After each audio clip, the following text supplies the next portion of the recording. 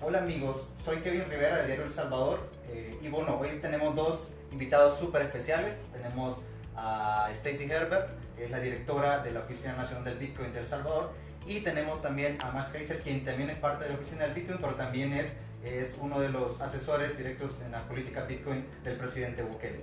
Así que welcome Stacy, welcome Max. This is great to have you here.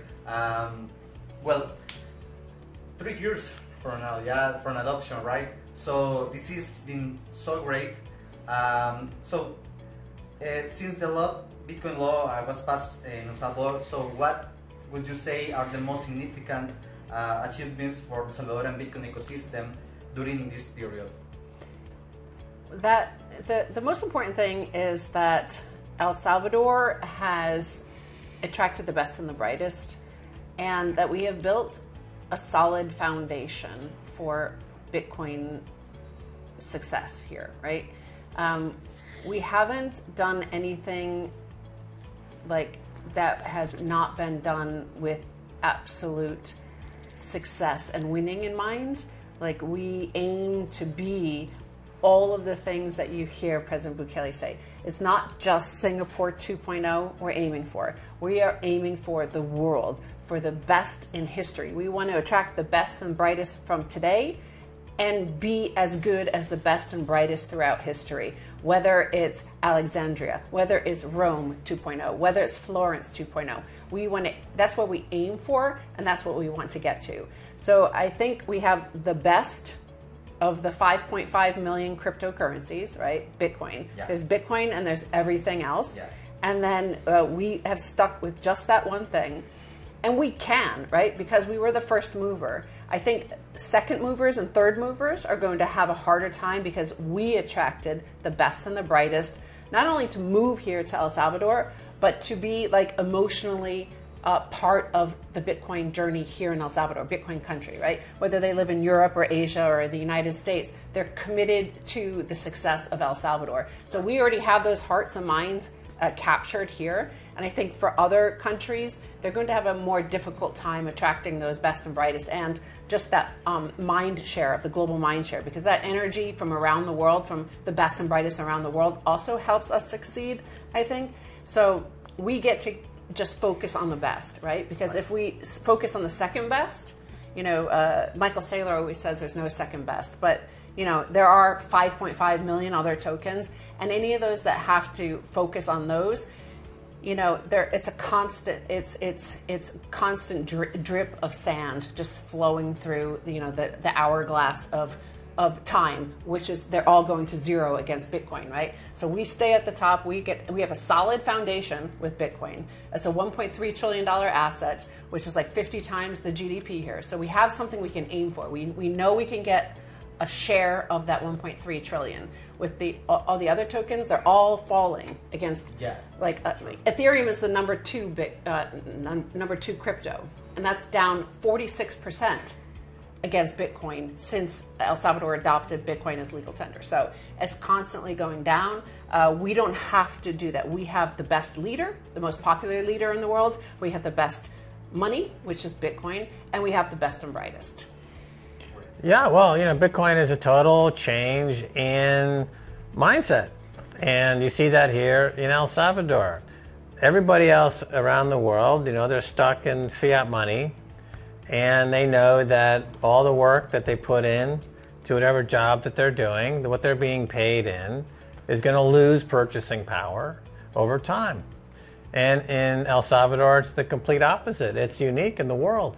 People are beginning to understand here that the work that they do and the money they get paid can only increase in purchasing power going forward, and that's mathematically guaranteed.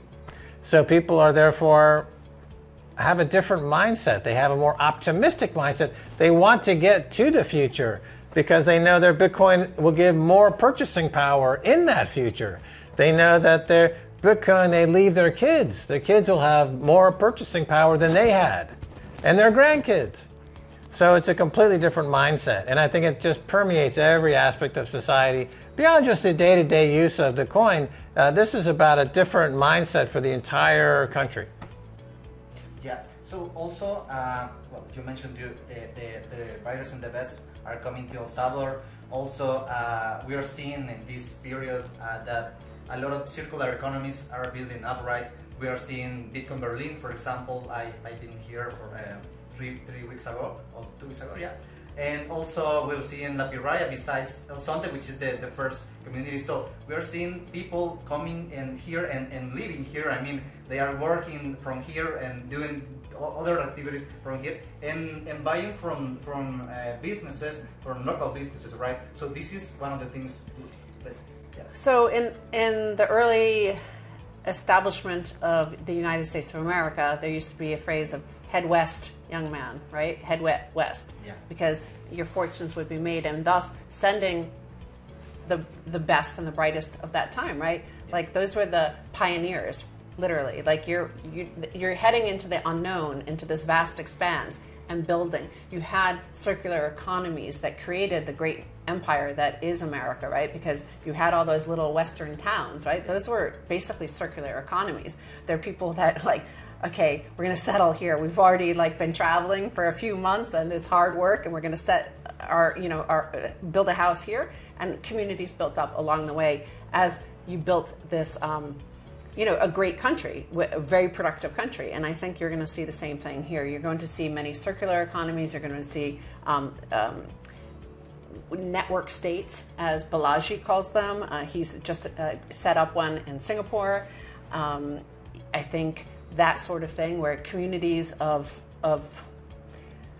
economic liberty-minded people, freedom-minded people, yeah. free speech embracers. So you've seen, for example, Chris Pavlovsky from Rumble. He just recently came here, yeah, and so that sort of mindset is what we're attracting. We're attracting the best and brightest of a specific mindset, not just the best and brightest of like a woke ideology. Like there's within the best and brightest, we're attracting a very specific sort, like the circular economies of the Old West, of how America expanded. Yeah, you mentioned circular economy. What is a circular economy? So this is Bitcoin as store of value, medium of exchange, and unit of account. So you get paid in Bitcoin, you save in Bitcoin, and when you go to the store, things are priced in Bitcoin. And here in El Salvador, as you point out, whether it's El Zonte or Berlin, these circular economies are popping up. What happens when you get 20 or 30 in the country and suddenly they merge? Well, you have a circular country. You have Bitcoin country. And that's the goal everyone's working toward, is to have a country that has Bitcoin as the standard.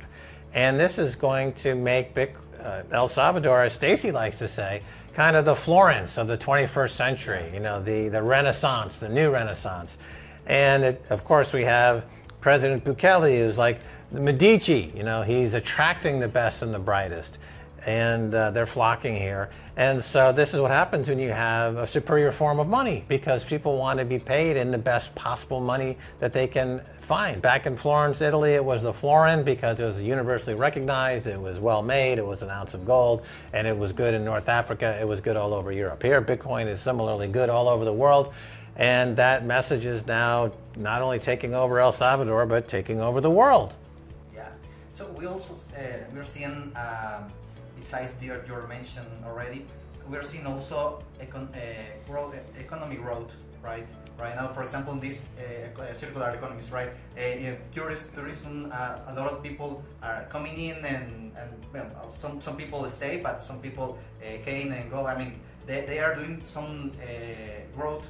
So this is also great for the people, right? Because they are receiving this Bitcoin, which is the perfect money, I mean, the best money there are. So Max brings up the fact that I call what's happening here Renaissance 2.0, because we had, back in Florence, they had the perfect money, the florin of that time, but against whom, right? And that was the other city-states. So that sort of competition drives excellence, right? Because it wasn't just Florence, it was Venice, it was, Milan, it was Naples. They each had their own city-state. They had their dukes, and they had their own governance system. So it's also a way to, explore ideas and see which ones succeed.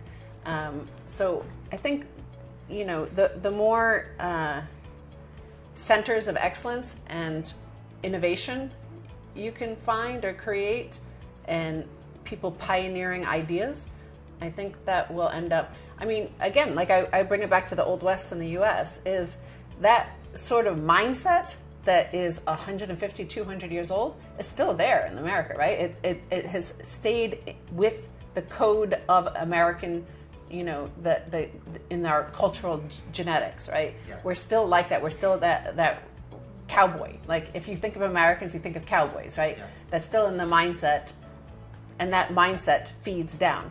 Now, last year, not this year, but the previous year of Independence Day, President Bukele, in his speech to the nation, remember, he said that, you know, he's laid the groundwork for a similar thing. We have a new El Salvador is now possible because I being President Bukele, stopped those 40, 50 years of despair and bad times, ever worse times, and of the Salvadoran people having to flee. Now you can return and we can build something new. Your mindset has to shift. You have to be ready to be a winner. You have to be ready to be great.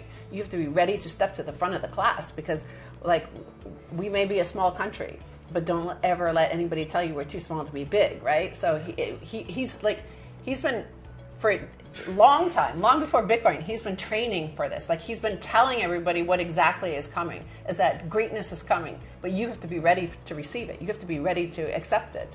And I think that's what we're seeing.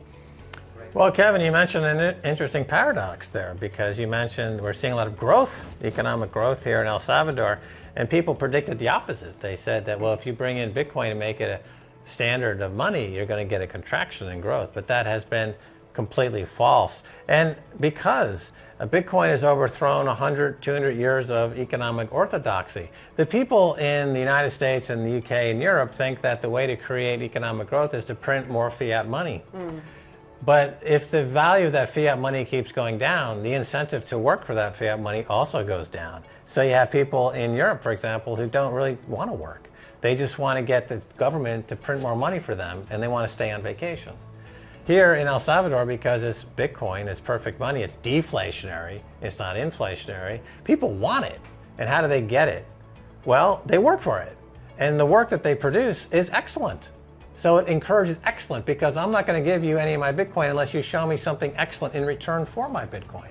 So it promotes excellence, and excellence begets more excellence, which begets growth, organic growth, genuine growth, not funny money, fiat money growth. And that's what we're seeing here, is that it's a repudiation of the orthodoxy of 100, 200 years of Keynesianism and what came before Keynesianism, in terms of you need to stimulate demand by printing money and going into debt. Well, it turns out that's completely false.